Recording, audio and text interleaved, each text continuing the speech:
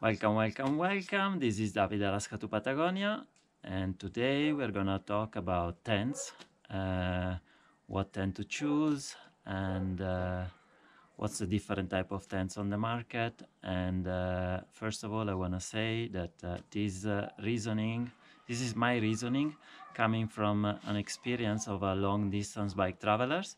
If you're doing an overnight trip or a weekend trip or 1 or 2 weeks long, maybe you will do some different consideration, different pondering. But this is my experience for long distance bike traveler. Other people might have other experience, so let me know in the comments below what's your choices and why, and if there is something that I didn't consider on my reasoning. First of all, I'm a tent person. And you would ask, why don't you have a hammock or a baby bag? And the main reason is because I want to have my home when I travel. I've been on the road for over 4 years, and I want to have that space when it comes the end of a day, of a tough day or a bad day. I want to have my home, my house, my little cocoon. And first of all, hammock are very difficult to set up. It takes a long time. They are usually like a full hammock system. It's heavier than a tent, and there are some places where you can't set up your hammock in a desert or in a place where there are no trees. And the BV bag is because, again, you're at the mercy of the elements, and it's not nice. There's lots of condensation, and already we go through so many adventures during the day that it's really important for me to have a safe place that I can call home for the night. And yeah, the BV, it's even just, I don't want to be at the mercy of mosquitoes, flies, dragonflies, scorpions, snakes. No, I don't want to deal with that. I spent a long time in the tropics, in Latin America and in Africa, and I went through all these places without catching malaria, and obviously a lot was due to luck.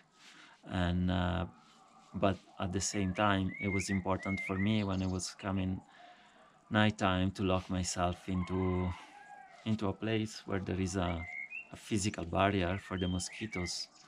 And so yeah, that's my main reason why I'm a tent person. Now, when it comes to tents, there are so much choice on the market that is very overwhelming. So let's go through a few of the different characteristics of the tents and explain them, so that maybe they will help you to make a decision. The most differentiation between tents is the two type of tents that there are. There are 3-season tents and 4-season tents. For me, this is highly misleading.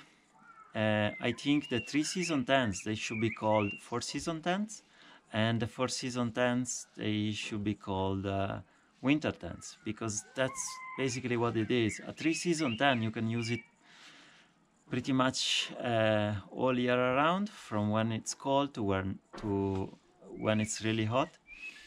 A 4-season tent is basically only for winter. So that's the main choice. If you're doing, unless you're only traveling during the winter in snow, I suggest you to put aside the 4-season tents and just focus on the 3-season tents.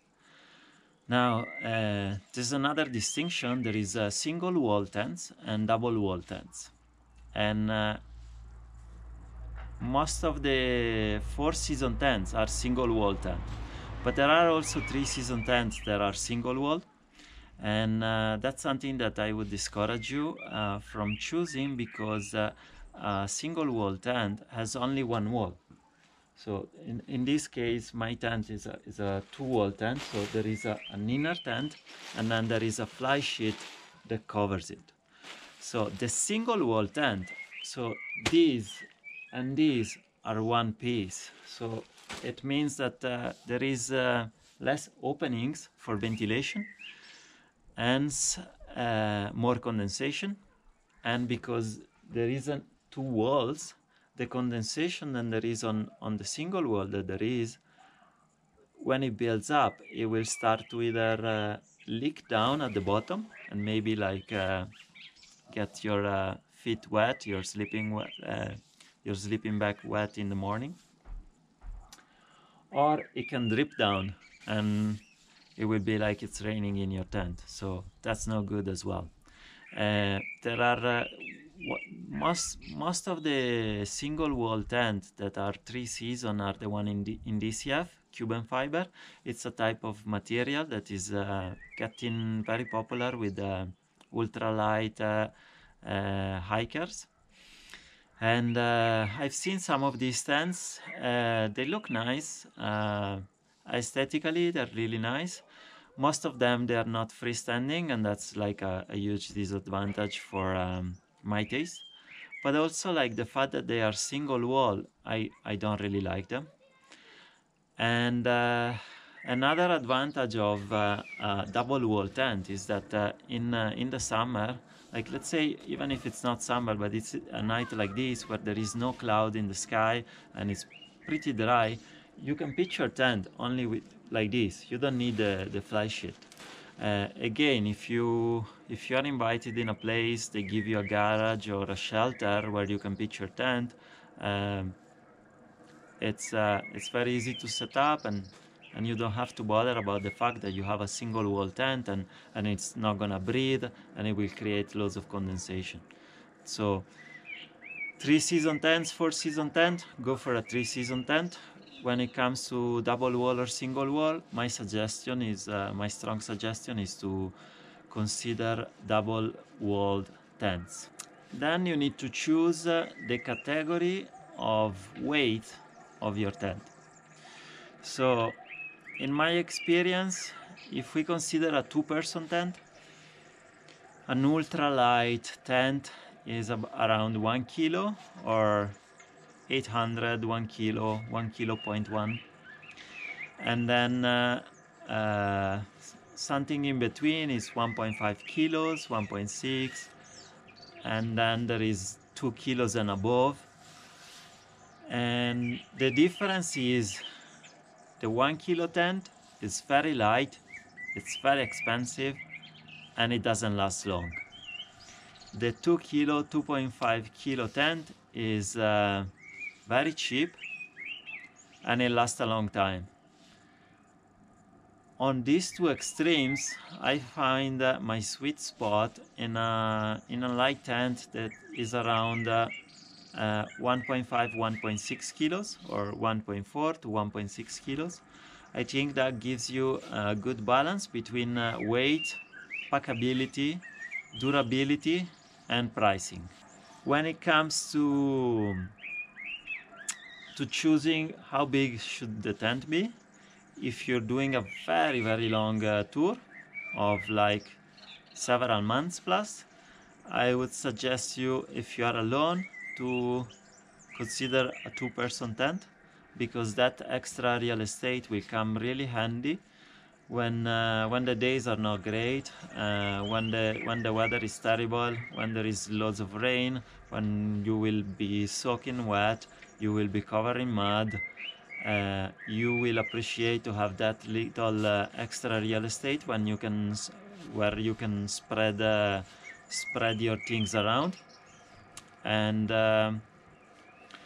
it will help you to keep your sleeping system, so your sleeping mat and your sleeping bag clean and dry.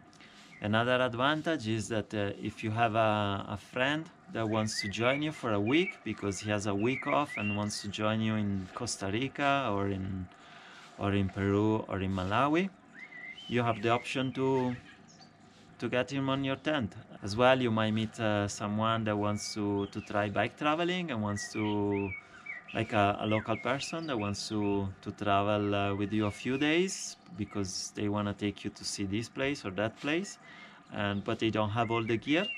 Well, the tent is sorted. Usually you can find someone that borrows you a bike, but at least you have a tent where to shelter at night. another decision to make is about the structure of the tent. So there are tents that are freestanding, semi-freestanding, and not freestanding. Now, when it comes to freestanding or not freestanding, for me as a bike traveler, it's a no-brainer. You have to go with a freestanding tent. Why? Because if someone lets you pitch their tent in their backyard, or they give you a garage or a stable where you can shelter from miserable rain or snow or wind, you are able to pitch your tent even if you are in concrete, like this one, because you don't need to stake it down. So you don't need to stake down the various corners of your tent, and you're not restricted in pitching your tent in nature. Other times when a freestanding tent comes handy is when for one reason or another you cannot camp and you have to check into an hotel or something similar in a place. Maybe you are in Ethiopia in the middle of nowhere, and the only option you have is a very cheap hotel where the bed is full of bed bugs. So what can you do?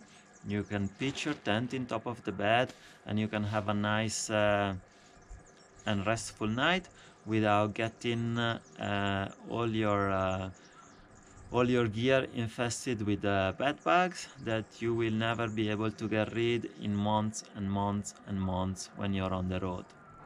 When you look at a tent, there are a few things that you should consider. So we said 3-season, double wall, freestanding. Have a look that sometimes when they advertise a tent as freestanding, but it's semi-freestanding. So you can easily spot them when the pole system doesn't have two sides of poles, but on one side it goes, the pole is a single pole and it goes down in the middle. So in that case, you're supposed to stake out the two extremes, left and right, and that cannot, if you are alone, is usually not a problem. But yeah, like if you are choosing, just choose a fully freestanding one, and it's usually better. If it's a one-person tent, I would look also that there is that you can enter from. It doesn't really have a tail and a head, because then it restricts the option you have when you pitch your tent. If it's a two-person tent, I would like it to have two entrances, one each side, and that gives you more flexibility when you pitch your tent, one side or the other, and also maybe when you break one zipper and you can use the other entrance. Another important thing to have and to look in a tent is the vestibule. When you pitch the tent with your fly sheet, that it comes down a little longer, and you have a nice vestibule where you can store your gear for the night. You can gather everything you have, just place it there. It's for security, for safety, and if there is a little animal, it could be like a mouse or a squirrel or something like that try to get into your bags to get some food, you can hear it, you can make some noise, scare them away. And also to share them from the elements. It could be loads of rain. You can keep your gear nice and dry. Check the living space, the real estate that your tent have. Compare it with other similar tents before you make a decision, so you can see how much square meters and head space. This is very important as well. How tall is your tent? Something else that I don't see many people talking about when it's tent is these clips, these hooks. How easy is to basically clip them into the pole system, because some of them are very tough. The previous tent I had, it was a different brand, and it was really tough. And when it's cold and you're in Alaska, It's and your hands are numbed by the cold. It's very difficult to get those clips in place. Or you always, one other thing that was end up was that my skin was getting stuck there. You need to consider that your tent has a good balance between the amount of mesh and what is protected. You want mesh because you want the tent to be ventilated when it's really hot and when it's humid, when you're in tropical weather. But you also want some protection from low wind. So when you are in sand, in places with loads of sand, you don't have that much sand flying into your tent. The tent should be very simple to set up. I should be able to set up in blindfolded within like 2-3 minutes my tent, because sometimes you have to set it up when it's dark and you don't want to turn on your headlamp or any type of lighting, because you don't want people to know where you are. You wanna stealth camp. And on the same note, it has to be quick to set up, because sometimes it happens that you have to set up your tent in a store and you don't want it to be super wet before you finished, or you don't want to get wet because you've been setting up your tent for 15 minutes and getting soaked when there is a storm starting. Last thing, the color. Sometimes you have the last thing to consider is the color of your tent. It might be silly, but to have a tent that has this kind of color is an advantage, because it's a sort of camouflage.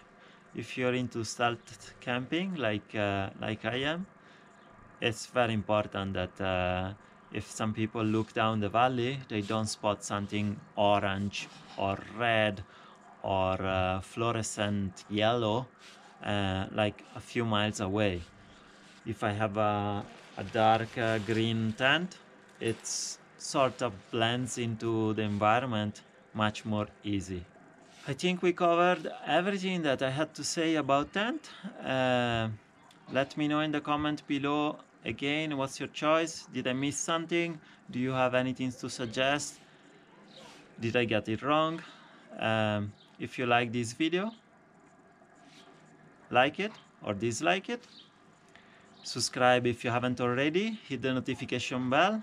Remember that you might receive a notification in Italian or in Spanish. Just go to the channel and find the English version of the video. Thank you very much. Ciao, and I'll see you soon.